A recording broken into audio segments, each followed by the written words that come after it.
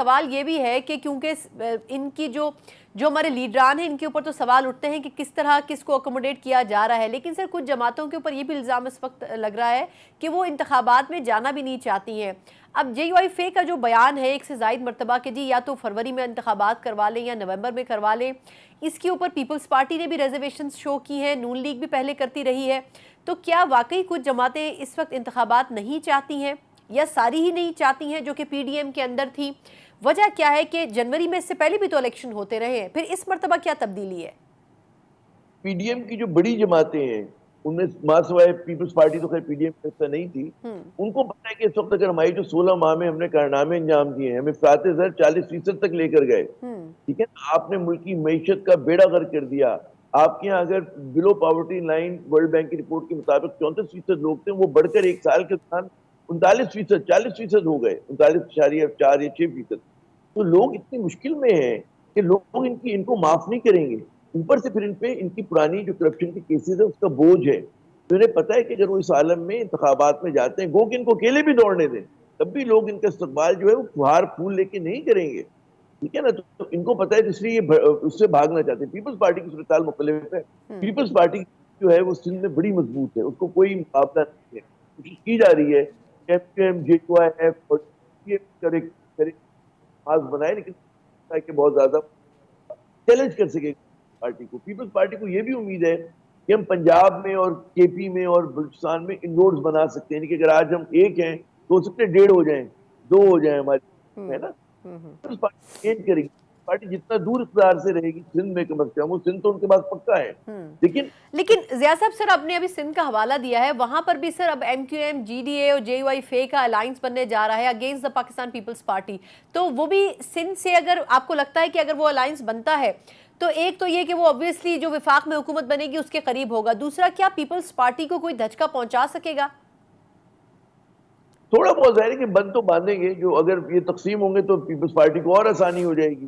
لیکن جو میں سمجھتا ہوں کہ جو ایک بڑا منظرنامہ نکلے گا سندھ کا، اس میں پیپلز پارٹی کی جو ڈومیننس ہے وہ ویسے ہی رہے گی، کیونکہ ایم کیو ایم جو ہے وہ ماضی کی ایم کیو ایم نہیں ہے، ٹھیک ہے نا؟ جی ڈی اے جو ہے اس کے پاس اتنے بڑے جاگیردار نہیں ہیں جتنے پیپلز پارٹی کے پاس ہیں۔ جو دیہی سندھ کی اگر سیٹس ہیں اس میں آپ کو جتنے بڑے جاگیردار ماسوائے پگاڑا صاحب چھوڑ کے ایک دو کو نکال دیں، زیادہ تر تو پیپلز پارٹی کی جیب میں ہے۔ اچھا مولانا صاحب کا ایک وہ ہے، ان کی سپورٹ بیس ہے، رولر سندھ میں بھی ہے، 19-20 کا فرق ڈال دیں گے، لیکن میں دیکھتا کوئی بڑا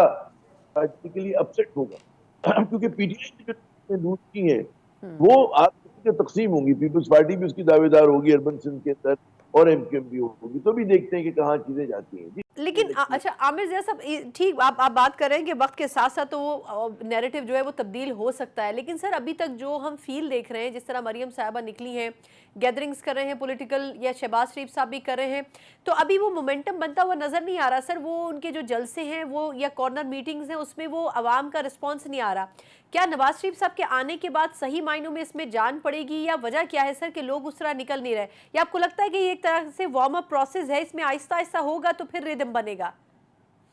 اچھا مجھے دیکھیں، جو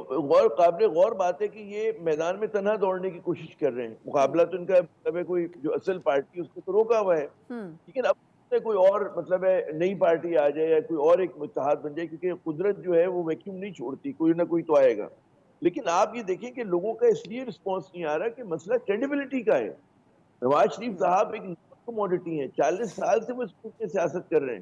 اور جب اپنے جوبن پہ اپنی جوانی میں وہ ملکی تقدیر نہیں بدل سکے تو کیا بدلیں گے؟ یہ بڑا سوال ہے۔ پاکستان 21ویں صدی کا پاکستان آگے جا چکا ہے، یہ بھی 19-20ویں صدی کے لوگ ہیں، یہ کچھ نہیں کر سکتے، تو لوگ جو ہیں ان سے کنیکٹ نہیں کر رہے۔ ابھی مجھے نہیں پتا وہ ویڈیو کتنی درست ہے کتنی غلط ہے کہ شہباز شریف گئے اپنی کانسٹیٹوئنسی میں کہاں پہ تو لوگوں نے نعرے بازی ان کے خلاف کی، بدتحقیقی کی، تو لوگوں کون سا نکلیں گے بغیر حفاظتی حصار کے، تو ان کو پتہ چلے گا، آٹے دال کا بھاؤ پتہ چلے گا کہ لوگوں کا مزاج لیکن کیا ہے۔ عامر ضیاء صاحب سر بڑے ادب کے ساتھ ایک سوال، لیکن یہ بھی تو واضح ہے نا کہ پاکستان تحریک انصاف کو شاید الیکشن میں وہ جگہ نہ مل سکے جو کہ بنتی بھی ہے یا جو وہ لے سکتے ہیں، تو الٹیمیٹلی تو جانا تو نون کے پاس ہی پڑے گا، چاہے عوام ان کو نہ بھی قبول کرے، تو پھر یہ کیسے ممکن ہوگا کہ قبولیت بھی نہیں ہے لیکن ان کو لاگو بھی کر دیا جائے گا عوام کے اوپر؟ دیکھیں بہت بڑی فاش غلطی ہوگی کہ اگر عوامی، دیکھیں پاکستانی عوام پہلے تو سمجھنا چاہیے کہ اس وقت بہت ہی دل برداشت تھا دل شکستہ ہیں پاکستانی عوام.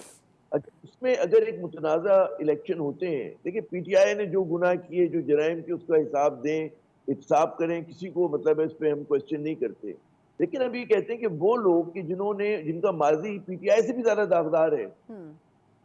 لوگوں کو جو غصہ ہے وہ اس بات پر ہے. وہ لوگوں کو صرف محبت نہیں ہے کہ پی ٹی آئی کی محبت ہے، ان کو غصہ یا ان کو صدمہ اس بات کا ہے کہ جو لوگ پارٹ آف دا پرابلم ہے پاکستان کی، ان کو مسلط کر دیا گیا یا وہ مسلط ہونے جا رہے ہیں.